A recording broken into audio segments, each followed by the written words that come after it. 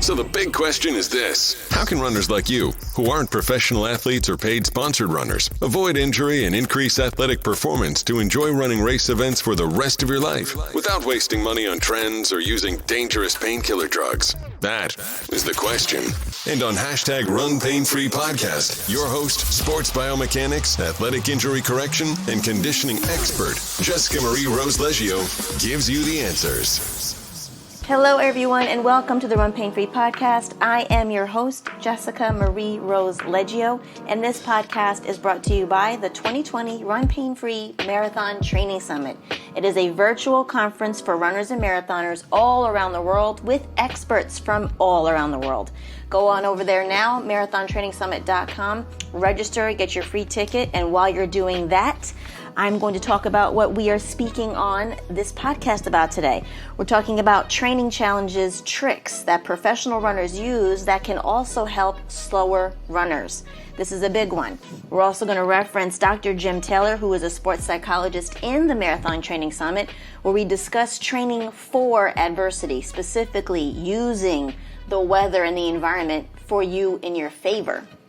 So many runners really veer from going outside when it's cold, when it's windy, when it's raining, when it's snowing. And most professional runners, and I have to say most because I can't speak for all, but most professional runners actually go out specifically when it's bad weather. Because when you train in that level of adversity, environmental adversity, you are able to excel in much better weather. So going outside in a sleet storm, in a snowstorm, in a rainstorm, in a windstorm, or on a windy day or a cold day, or an extremely hot day, a very humid day, you train your body physically for that extreme weather. So then when you have a perfect running day, which is not normal, when you have a perfect running day, you run your best naturally because your body has trained in those really extreme conditions. He talks about this in his book, Train Your Mind for Athletic Success, and it covers literally everything from soup to nuts and beyond on both sides of the spectrum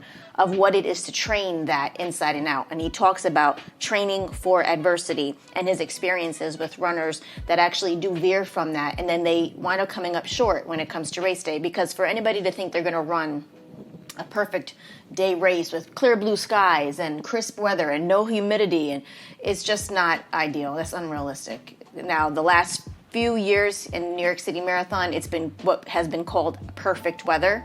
But however, leading up to that, there's always rain, it's cloudy, cold, windy, sometimes there's been snow, there's been sleet storms. So, it's rare, it's not common to have a perfect run day. And also runners know that if it's 60 degrees outside, you feel like it's 80 pushing. The humidity and the level of your body temperature rises exponentially as a runner. So you have to always consider that. That's why a lot of runners are like, oh, it's 40 degrees, that's perfect. Because it feels really like a 60-degree weather to them in their bodies when they're running. Most of you guys know what I'm talking about. So what a lot of runners do is they specifically go out on those days. They're not days to veer from it. They're days to go out and run in it, to use it. And I say, especially people in the Northeast during marathon training season, which is generally from July through November, they're all training in the heat, in a lot of humidity. It's very thick, especially here in New York City. The heat is you can feel the heat on the ground, literally. So when you're running, you're really training your lungs and your heart to be able to handle that level of physical exhaustion. So then when fall comes around, you kind of can bang it out a lot better because you were training in the heat. You did your 18-miler in the middle of July, August. So your body trains for that. So when it comes to November and you're running in a sleet and hailstorm like there was in the Philly Marathon last year, you perform much better than you actually thought you would because you ran in extreme conditions leading up to that. You didn't veer from it. One of our runners literally went into the race starting to feel a little bit of her hamstring. She has ran in the worst conditions. All her marathons have been in terrible weather. Terrible weather at the Marine Corps Marathon. She had terrible weather at a New York City Marathon, and she had terrible weather at this one. She has actually never had a good weather run day, and she's seen other people running in great weather at marathons, and she's never experienced that. So once again, she was headed into a very extreme wind, rain, sleet, cold marathon. and she kind of started to feel her hamstring the day before. So she was a little nervous, she was worried about it, and she was in her tail end of correction and starting to load her corrective functional patterns at that point. So she was definitely ready for it, but her mental was not there, which is what a lot of things Dr. Jim Taylor talks about. It's the mental aspect of seeing those types of weather days come up and then you choosing, oh, I'm not going to go out there and put my physical body in there, and your mind takes that in and says, no, we're not doing that. So that was happening to her. But lo and behold, she ran that race and she had zero pain.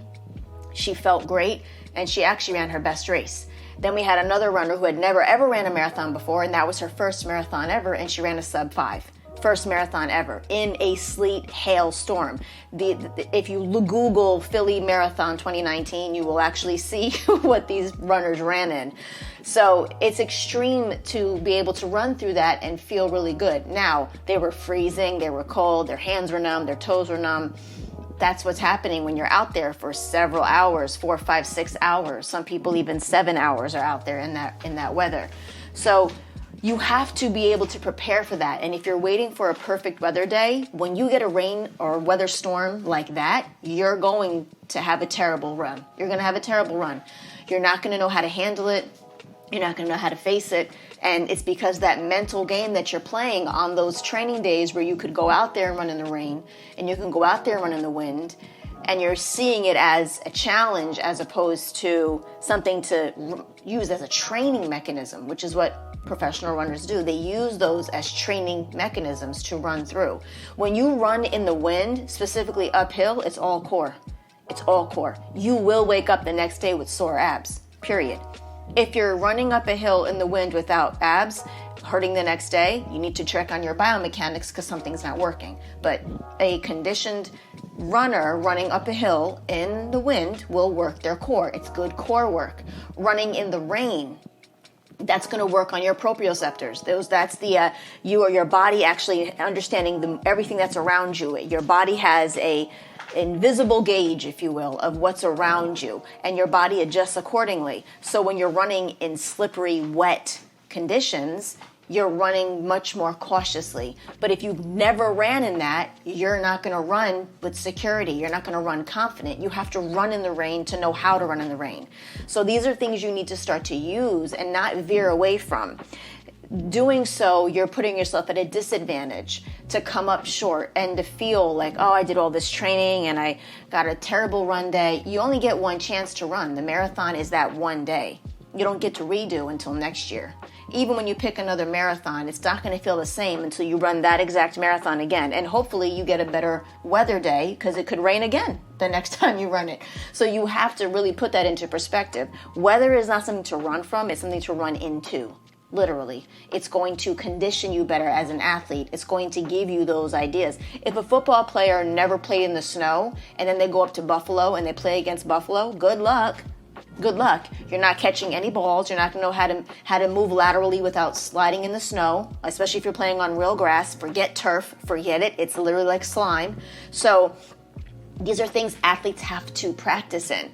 I can even go back as far as being a competitive cheerleader in high school here in New York. We were cheerleading in 30-degree weather, 25-degree weather, in snow, in rain. So when we went to compete in Epcot Center in Florida and they had a cold front and it was 45 degrees, it was like perfect for us. We placed second. We beat Texas because they couldn't handle the weather.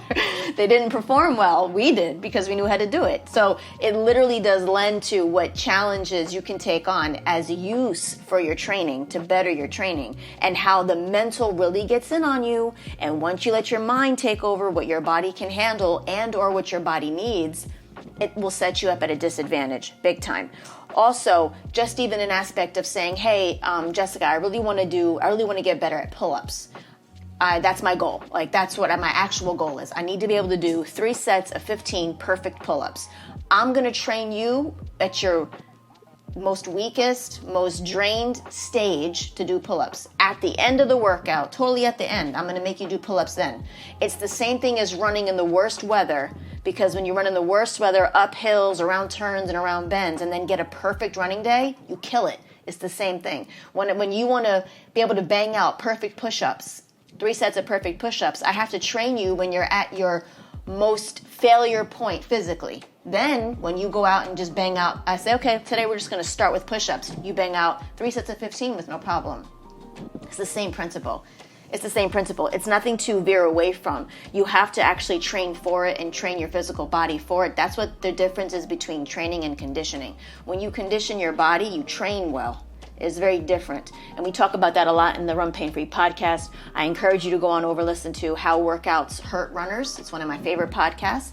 Go on over and listen to that, because we talk about the difference in training and conditioning and why you need both and what they are. So you can go over there and listen to that. But at the marathontrainingsummit.com, go get your ticket. We talk about all these things with athletes. We talk with Dina Castor, who I'm going to talk about in another podcast. She talks about doing pretty much very similar things that Dr. Jim Taylor speaks about, and using the terrain to your advantage, using the environment to your advantage. You have to be able to run in bad weather, to run a marathon in unacceptable, unknown weather. You never know what it's going to be. You never know what it's going to be. And not for nothing, half the time there was a Chicago Marathon, I believe it was 2017. Half my runners finished that race with perfect weather. The other half of the runners started when the weather went ape. And it became the hottest on record ever Chicago Marathon. People were dropping like flies. Nobody could handle it. They were conking out. Chicago's also a flat marathon, which is actually harder than a hill marathon, by the way. We'll talk about that in another podcast.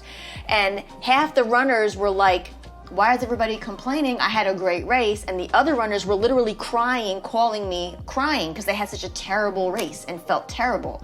That's the difference of how weather can change in the middle of a marathon. You don't know what it's going to be. So it's best that you're prepared for anything. Go out there in the heat. Go out there in humidity. Go out there in the rain. Go out there in the snow. Go out there when it's sleeting out. Go out there when it's windy as hell out. Go. Because that's when you're going to actually feel what your body needs to do and how your body responds to it. Your mind is always going to play. It's going to always play up whatever's in front of you, whatever you're visually seeing. If you couldn't see that it was windy, you'd go outside. 100%.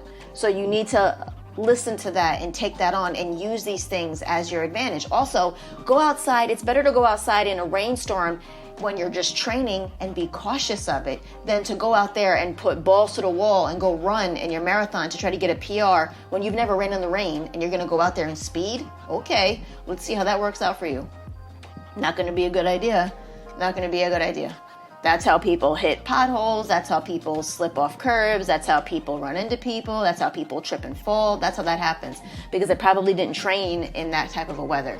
So using weather to your advantage, and stop avoiding unknown weather and less ideal weather. Stop avoiding it. Use it to your advantage and get out of your head about it, because your head will always make you think you can't do something that you actually can.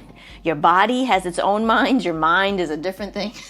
When two of them are starting to get involved with each other, it's a whole haywire type of situation. So this is what we're talking about here. And Dr. Jim Taylor goes over a lot of these types of common things that the mind gets in the way of when it comes to running. So get on over there right now, marathontrainingsummit.com. Sign up, listen to it, get into it, get that all access pass, because there's bonuses on that guy too. Marathontrainingsummit.com. Get out there at the next windstorm, rainstorm. Go run and learn how to run in all weather. You're listening to the Run Pain Free podcast, brought to you by the Run Pain Free Academy, featuring biomechanics, athletic injury correction, and conditioning expert Jessica Rose Leggio. Subscribe to us as you leave a positive review on iTunes.